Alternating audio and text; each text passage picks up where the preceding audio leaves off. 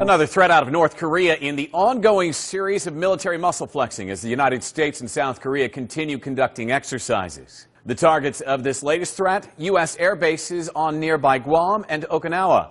The North is using new, increasingly aggressive language in response to recent U.S. preemptive strategies.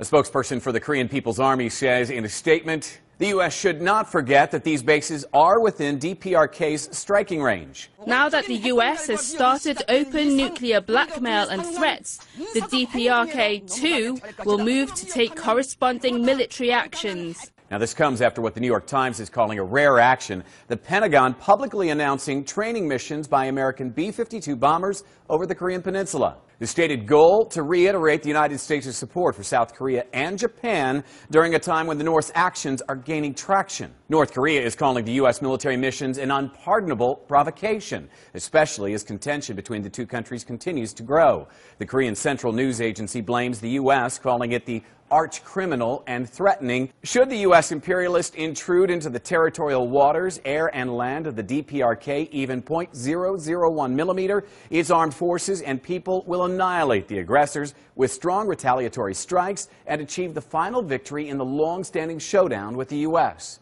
Other countries are worried about the language of the threats. Sky News reports the UK government says it takes any threat seriously, and there is some concern over the more harsh rhetoric coming from the DPRK. And while these threats are not new, a former director for Asian Affairs at the National Security Council highlights the abnormal backdrop for this situation. About a year of very unpredictable behavior by a new leadership and a sequence of provocations that is more concentrated than we have seen in the last 20 years. This is a little bit different and more concerning. Concerning enough, the former director says he fears an attack on South Korea by the North could come soon. Since 1992, the North is engaged in a military provocation soon after a South Korean presidential inauguration. South Korea's first female president, Park Geun-hye, began her term February the 25th. I'm Jim Flink for Newsy. Multiple sources, a broader view.